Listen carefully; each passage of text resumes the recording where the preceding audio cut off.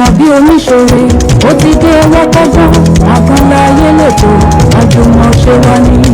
Ó ti dòde o AGAN LAYE àjùmọ̀ṣe wa ni o Jumobi ti dé. Ó ti dòde o AGAN LAYE àjùmọ̀ṣe wa ni o Jumobi ti dé. 107.5 FM ló ti ń wáyé rédíò Lagos tiwantiwa o ẹ̀fìkà ló sì kẹ́kọ̀ọ́ lágbo méjì àbọ̀ sí mẹ́ta ọ̀sán gbogbo ọjọ́ wẹ́gbẹ́ ẹ̀ máa tẹ́tí sí èmi pé kí wọ́n gbé kápọ̀ sọ̀rọ̀ Jumobi Omisore àwa ń gbàgbọ́ rẹ̀ lọ́wọ́. Wọ́n ti dọ̀dẹ̀ AGAN LAYE àjùmọ̀ṣe wa ni o Jumobi ti dé. Wọ́n ti dọ̀dẹ̀ AGAN LAYE àjùmọ̀ṣe wa ni o Jumobi ti dé. AGAN LAYE ilé ayé yìí kò ṣe dájú. AGAN LAYE ká fọwọ́sowọ́pọ̀ lóòótọ́. AGAN LAYE ilé ayé yìí kò ṣe dágbé.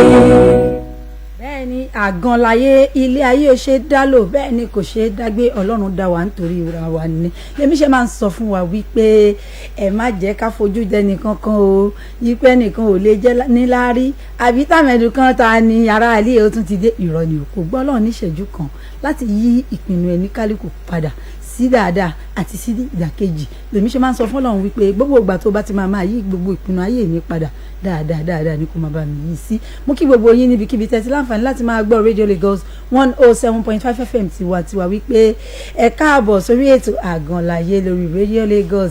Ẹ̀dẹ̀kú bó ti ṣe ń lọ o wẹ́rẹ́dẹ̀wẹ́rẹ́ ní oṣù kẹjọ la tún wà yìí nínú ọdún 2023 ó ti ń lọ nìyẹn. Gbogbo bọ́dún ìṣe wa ń lọ lóní wẹ́rẹ́dẹ̀wẹ́rẹ́ àtẹ̀mí àtẹ̀yìn kò ní rù wá lọ tọmọtọmọ. Gbogbo ire ìdùnnú ayọ̀ tó wà náà ló máa jẹ́ tiwa pátápátá.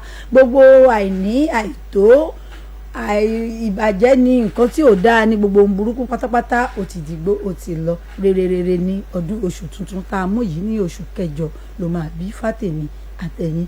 Bẹ́tẹ̀ bá ti mọ̀ pé oṣù yìí dání pé kò sí ní tẹ́ ilé pín sí tí ò ní ṣe pín ẹ fi méjì pín ẹ fi mẹ́rin pín gbogbo ẹ̀ náà ó lọ ní inú oṣù kẹjọ ó máa jọjọ fátèmi àtẹ̀yìn lágbára Olódùmarè.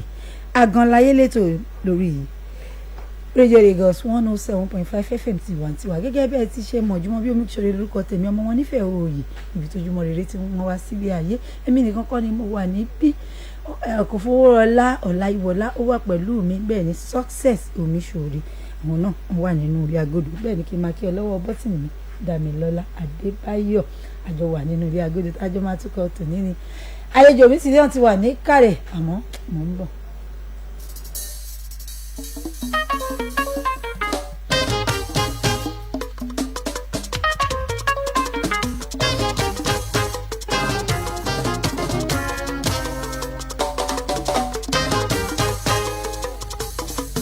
Just because you are right does not mean others are wrong. Just because you are right does not mean others are wrong.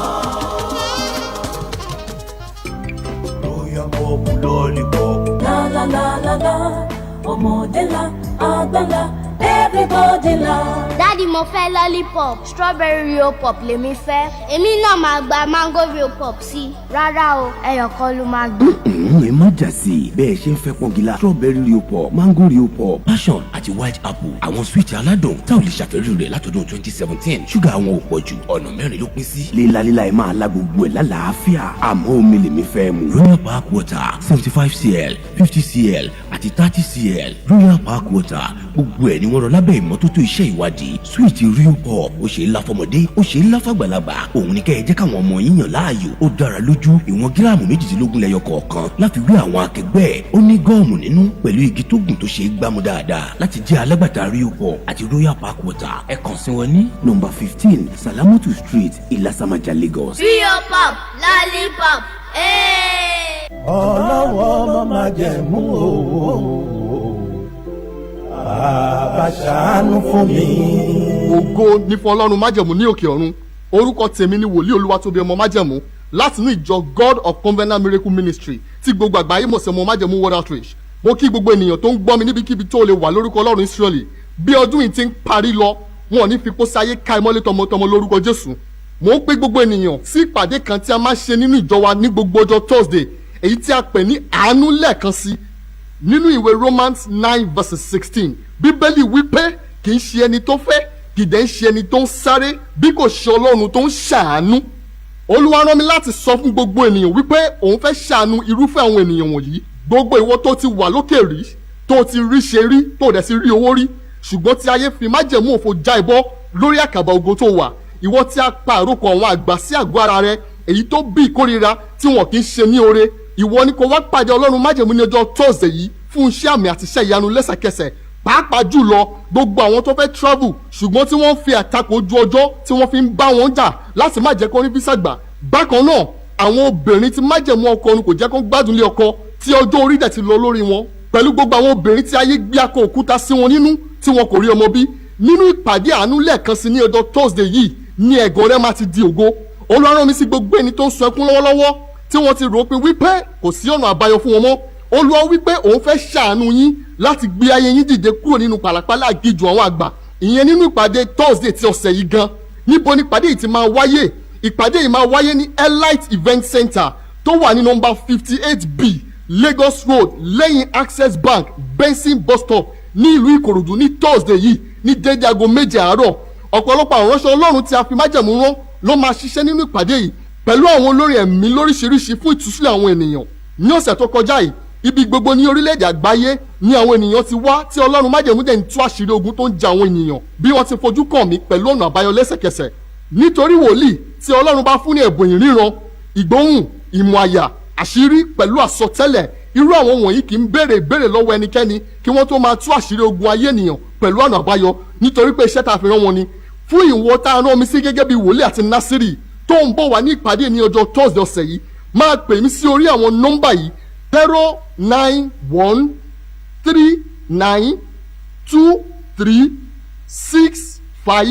09123236566 tàbí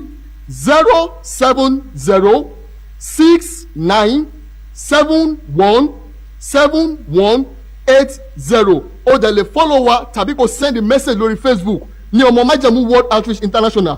Ìwọ bùrọ̀dá pẹ̀lú sísá tó ń gbọ́ mi lọ́wọ́lọ́wọ́ yìí tó ní ayé rẹ̀ ń lò pẹ̀lú ọjọ́ ọ̀la rẹ̀ jẹ́ kí ìyè rẹ kó ṣí o nítorí pé ohun tó ṣẹlẹ̀ sí ẹ yìí kì í máa ṣe ojú lásán. Ṣé bó ṣe máa wò náà rè títí tí ọdún yìí máa fi parí. Ìwọ ni kó wá dìde báyìí láti gbé ìgbésí akin kí ogun tó ń jà yìí kó má bàa pa ẹ́ kí ọlọ́jọ́ tó dé.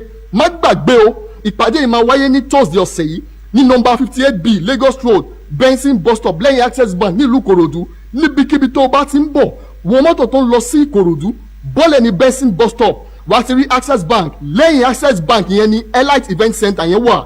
Mo sọ àsọtẹ́lẹ̀ bí Násírì àti ọmọ májẹ̀mú ibodè òkìtì ọ̀gán tí ìṣẹ̀dá rẹ̀ gbà lágànjọ́ òru tí ọ̀nà rẹ̀ fi dàrú kó gbiná sọnù. Gbogbo ẹni tó rìn ní ìhòòhò lórí odò nítorí ọ̀rọ̀ ayé rẹ̀ kó ya òrè lójijì. Bẹ́ẹ̀ ni Olúwa wí o. God bless you. Wàrógolo. ọmọ májẹ̀mú World Outreach ìlú mọ̀ọ́ká. ìpolówó àtòbí ọmọ májẹ̀mú tí ò lábàwọ́n ló ń fọ̀n lójoojúmọ́ God of Covenant Miracle Ministry tí gbogbo àgbáyé mọ̀ sí ọmọ májẹ̀mú World Outreach ló pè ọ́ ní Thursday ọ̀sẹ̀ yìí níbi tí ìpàdé àdúrà Mercy Once Again ti máa ń wáyé. Àánú lẹ́ẹ̀kan sí ó ṣàánú fún Násárù òkú ọjọ́ kẹrin ó dá láàyè ó ṣàánú fún Ànà ó di ìyá ọlọ́mọ àsìkò tiẹ̀ náà ló dé yìí ìrètí yìí wà fún igi tá a bẹ́ lórí tó bá gbọ́ òórùn omi yóò sọ jáde. Ọlọ́run Olúwatóbi ọmọ májẹ̀mú tó sọ̀kú di alààyè ti ṣe tán láti sọ egungun gbígbẹ ayé rẹ di ọ̀tun wàá sì rí àánú gbà.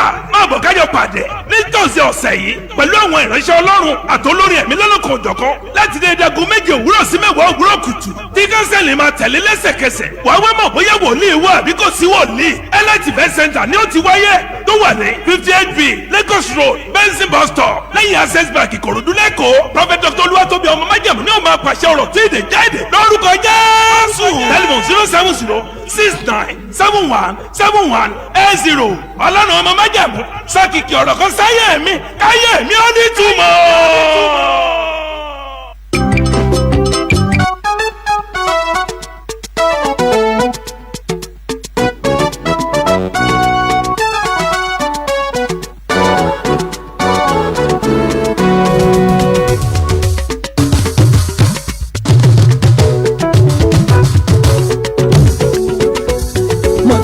mo tún dé pẹ̀lú ohun ara.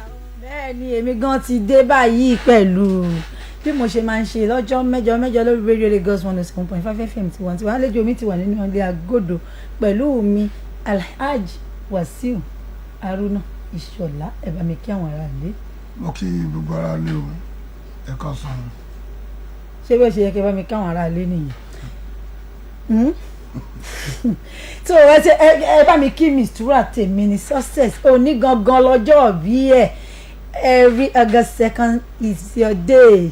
àmọ́ kí onígóòlù nìyẹn nílùú Kòròdú happy birthday to you ẹ̀mí àṣẹ púpọ̀ ọdún láyé ó yẹ bá mi gbé sókè ẹ bá ń forin kì í. ní ìtura mi tèmi ní success ọmọ ọlọ́jọ́ bí mi ìwáṣọ ọdún láyé. àmín. ìgbà ọdún kan hàn mí sí ìtura mi o. àmín. ó ní ìṣẹ̀lẹ̀ ìdágbére fáyé lágbára Ọlọ́run ọba o. ẹ̀mí àgùn nínú owó ẹ̀mí àgùn náà mọ́ làlàáfíà ara ò máa ní dọ̀là rẹ̀ nínú olórin láéláé congratulations èmi kíákí yẹn. mistura jọ pounds ni mo fẹ́ fi gbowó mi bó ṣe máa jẹ́ nìyẹn mo rí pé ẹ ti mọ lógò yẹn ṣe ẹ̀ dámọ̀ ní gbogbo ẹ̀yin tẹ́ ẹ bá tí ì dámọ̀ mò ń bọ̀ ìwọ́sáyé jíṣẹ́ owó ẹ̀ fún mi.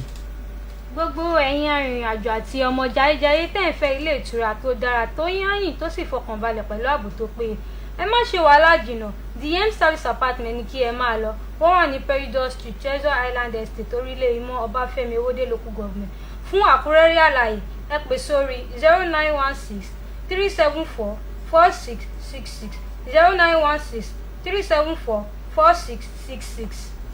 tó bó ṣe máa jẹ́ nìyẹn fún gbogbo yín òun lẹ́tí gbọ́ yẹn àlejò mi ẹ káàsán ẹ kú ọjọ́ mẹ́ta ṣe dáadáa ni. àti Jumobi. àwa ni. àná kì í. mo ní kí n béèrè lọ́wọ́ yín wípé gbogbo ọ̀pọ̀lọpọ̀ tiẹ̀ bíbí wọn làwọn ò mọ orúkọ orin tẹ̀yìn kọ wọ́n nítorí pé tán bá ní fújì ni wọ́n lé owó ànlẹ̀ tó bá lápàlà ni owó ànlẹ̀ ó pọ̀ ńlẹ̀ wọ́n nígbà míì gan-an ẹ̀tún rẹ̀ ka ilà ẹ gbọ́ kí lórúkọ orin ti ní. orúkọ tèmi ni Prince Wasiu Haruna Ìṣọ̀lá ọmọ Egungun Jọbí. bàbá tó re ilé lọ́jọ́ sí kọ́lọ́hún kó bá wa délẹ̀ fẹ́ ní ire wọ́n ní tó nírèsè bá kọ̀ tí òfin gbá mọ́ ìtàwọn yìí ti fi sílẹ̀ kó má parun ara ẹ̀ náà lẹ́yìn ọmọ ìjẹ yìí àbí. ẹ kí lorúkọ orin tẹ̀yìn gangan ẹ kọ àwọn style orin yín fún mi ná. ajáde má tán nílé ní ìṣe ló lájẹṣẹ́ ẹ̀kú àdúrà tí mo ń gbà ní kọ́lọ́hún ó ṣe fún mi kálẹ̀ sàn mí jowó rọ̀ lè ṣàmì ẹlẹ́gbẹ́ mi ẹ ṣàmì pé kó ṣe ẹ fọwọ́ àdúrà bójú. àṣẹ jẹ́rí kébì gan ó yẹ kẹsàn án òun tó táwa ní Haruna Wasiu Haruna Ìṣọ̀lá torí pé àwọn Haruna tí mo gbọ́ wọ́n pọ̀ o mo mọ Babátúndé mo mọ Wasiu ìmọ̀ Egunjọbí àmọ́ mo gbọ́ ó mẹ́rin ògbóhùn mo gbóhùn wọn bàjẹ́ mi ò mọ sá mo bí mi bá tiẹ̀ mọ sá mo jiyọ̀ lọ́bẹ̀ torí pé mo dé mo gbọ́ wọn mo tún sì gbọ́ wọn wọ́n dẹ̀ ṣe wà báwo ló ṣe jẹ́ ṣé ní ẹ̀yìn lẹ gbé ìwé àkáǹtì orin. gẹ́gẹ́ bá ṣe mọ̀ pé ike bàbá wọn ni kò gbọ́dọ̀ sọmọ lọ́wọ́ iṣẹ́ àbínibí ni iṣẹ́ tó gbé wá sínú ẹ̀ ni àgbàlagbà lọ sọ pé ọmọdé òkè ń bá pèlè ìyá ẹ̀ ọmọ ṣàṣọrò so bí ọ̀rọ̀ ìṣe jẹ́ nìyẹn so iṣẹ́ àbínibí ni tá a bá rí ọwọ́ bàbá tó bí wa ni. bọ gbogbo èèyàn tó bá ṣe nílé náà kọ́ ló máa ṣe bẹ́ẹ̀ mọ̀ ọ́ ṣe báwo lẹ́yìn ṣe máa ṣe ṣé bàbá máa mú yín lè òde eré ńgbà tẹ́ kéré ni. ìgbà tí bàbá wà láyé nǹkan tá láti kékeré nǹkan tá gbójú mọ̀ pé ọmọ bá lọ́wọ́ bàbá ẹ̀ tí bàbá ẹ̀ ń ṣe gẹ́gẹ́ bí iṣẹ́ lóòótọ́ nìkan tẹ́ sọ pé kì í ṣe gbogbo ọmọ ló yà síbi iṣẹ́ bàbá ẹ̀ ṣùgbọ́n àkọ́kọ́ bàbá mi olórin èkejì ìyá mi náà olórin. orin náà ni màmá ń kọ ṣé wákà ni wọ́n kọ. wákà náà ń kọ. kí lorúkọ tí wọn. alájà Àyìnkẹ́ Àpàlà Àlànísà wákà music. nígbà yẹn náà inú ẹ̀jẹ̀ ló wà ẹ̀jẹ̀ ń sáré ṣubú la jẹ́ náà mọ̀ ń bọ̀.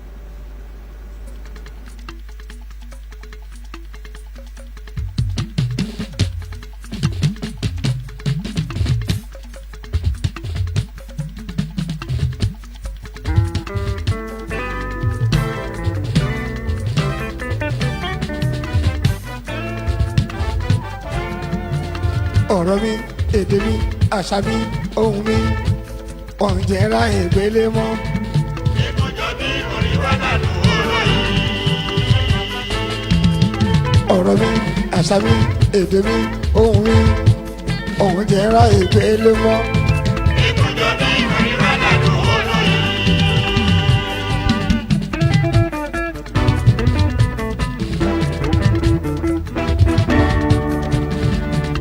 ọ̀rọ̀ mi èdè mi àṣà mi ohun mi ọ̀rọ̀ mi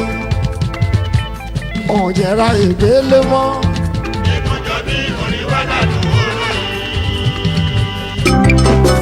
ẹ̀rọ sí most catering ọ̀gá ni wọ́n jẹ́ èyíkéyìí ayẹyẹ tẹ́ bá fẹ́ ṣe ọdún ni wọ́n oríṣi àsè ń bẹ lọ́dọ̀ wọn ìbẹ̀rù ò sí ìfòyà ò sí rárá tested and trust ẹ̀rọ sí most wọ́n ṣe gbára lé. ẹ̀rọ símọ́ catering service àwọn professional aláṣẹ wọ́n mọ ikú tó pa oúnjẹ wọ́n mọ ìtọ́jú ọ̀pọ̀ èrò birthday ni ìgbéyàwó òkú àgbà ayẹyẹ ẹgbẹ́ ìnáwó nílé ìjọsìn àti gbogbo ayẹyẹ yòówù tẹ́ fẹ́ ṣe. ẹ̀rọ símọ́ catering service ní ká ẹgbẹ́ ṣe oúnjẹ sísè fún iṣẹ́ wọn ni láti bá yín lo iye tẹ́ ẹ ní fáwọn àlejò tẹ́ ẹ pè. ẹ̀rọ símọ́ catering service ilé iṣẹ́ wọn wà ní 23 Fadare Street Ọgbà Lagos. ẹ̀rọ ìbánisọ̀rọ̀ wọn ni 0704 424 7984 0704 424 7984. tested and trust ẹ̀rọ sí wọ́n ṣe gbára lé.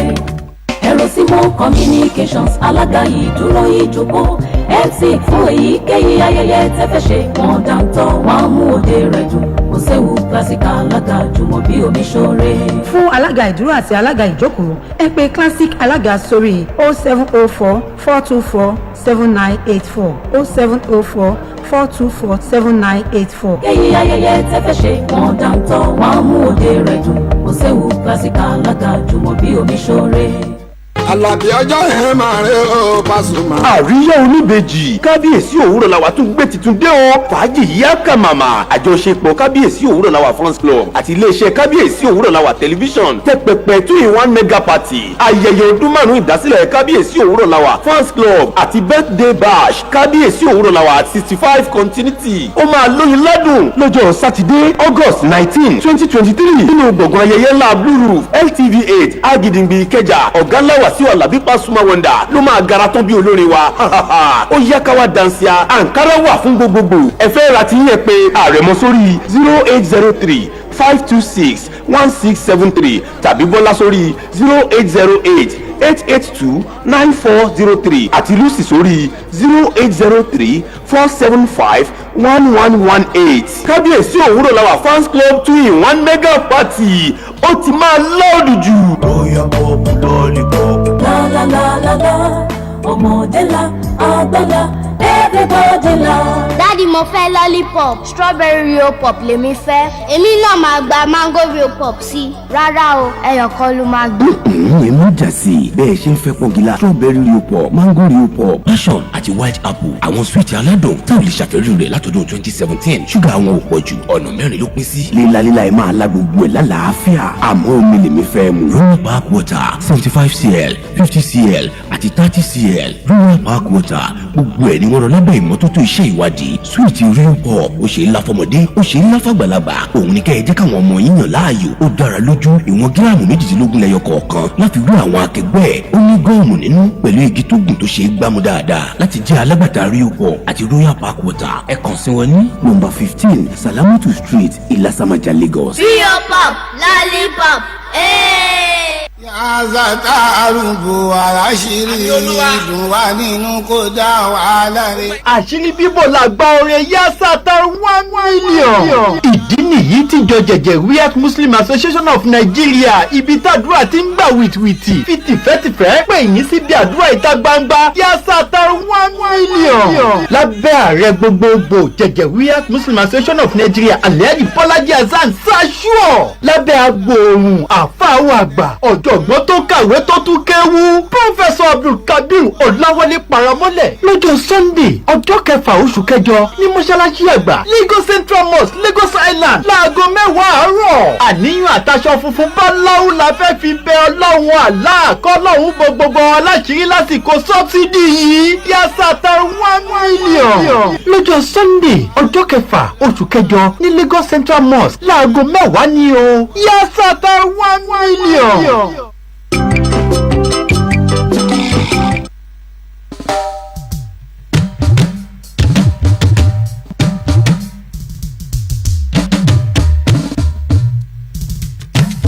T-Rain on the mix. má báyọ̀ mi jẹ́ aláwọ̀ fẹ́ tí ìbá mi ṣe tèmi. má báyọ̀ mi jẹ́ má báyọ̀ mi jẹ́ aláwọ̀ fẹ́ tí ìbá mi ṣe tèmi.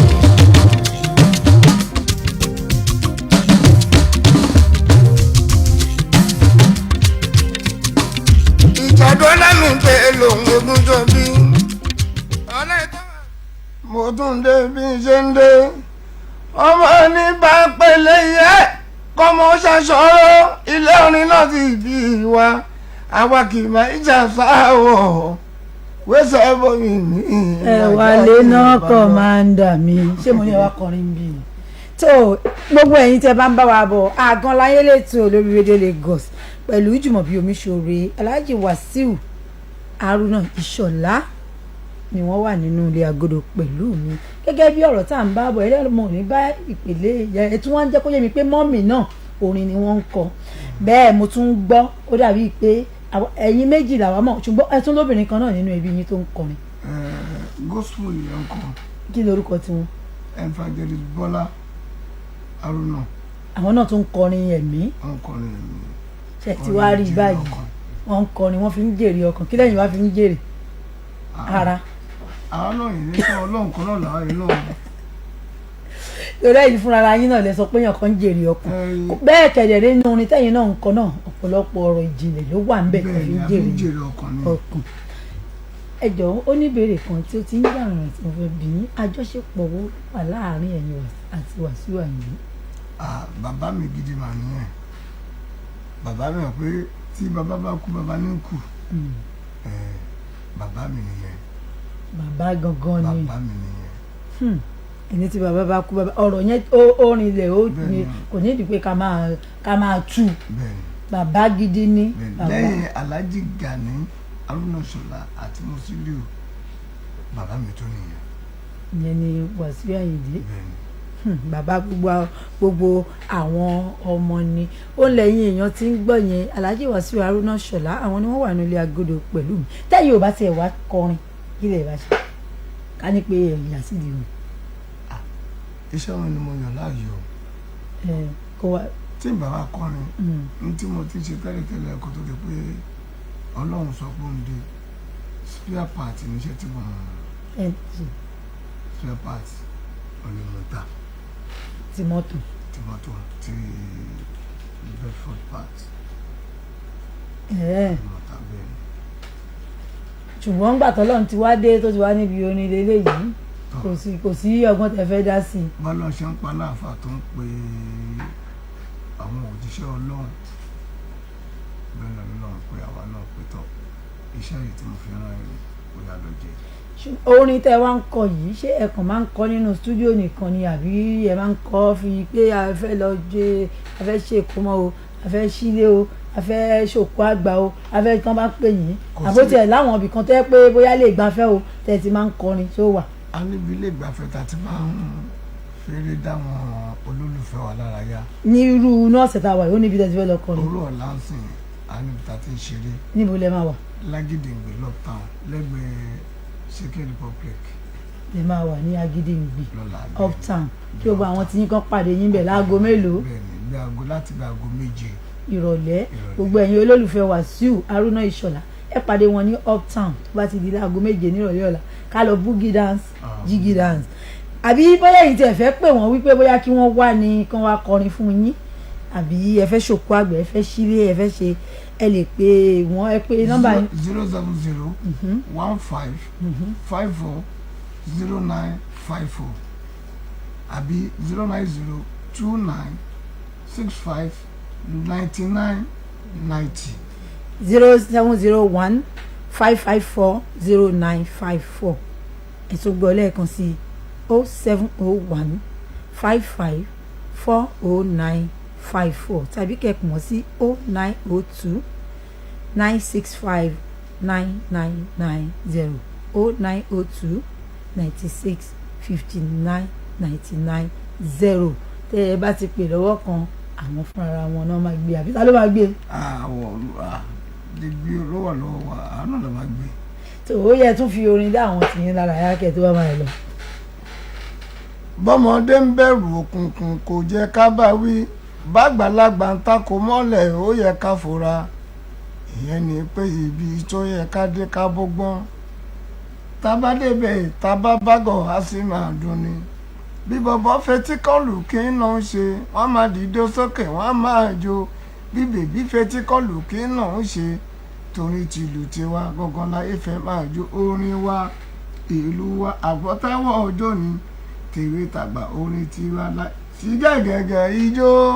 ó yá ó ti hàn sí gẹ́gẹ́gẹ́ bó ṣe máa jẹ́ nìyẹn gbogbo ẹ̀yin ti Haruna Ìṣọ̀lá ẹ má gbàgbé láti pàdé wọn lọ́la ní uptown àbí ẹ bá fẹ́ pè wọ́n sórí 07015540954 tàbí 09029659990.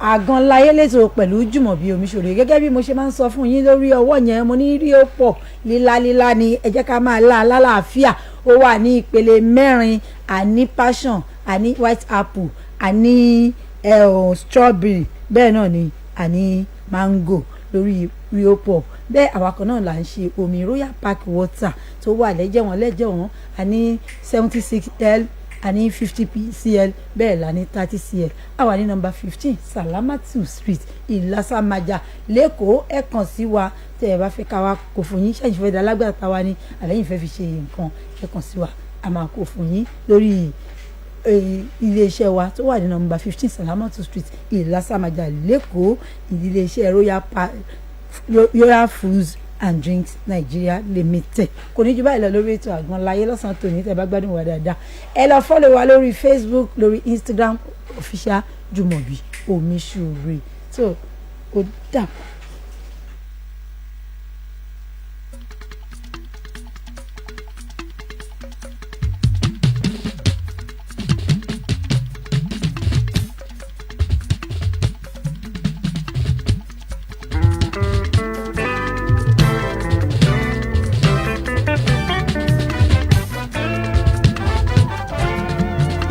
ọ̀rọ̀ mi èdè mi àṣà mi ohun mi ọ̀njẹ́ra ìgbélé mọ́. ìkọjọ́ bí orin wà lálùú olóyìn. ọ̀rọ̀ mi àṣà mi.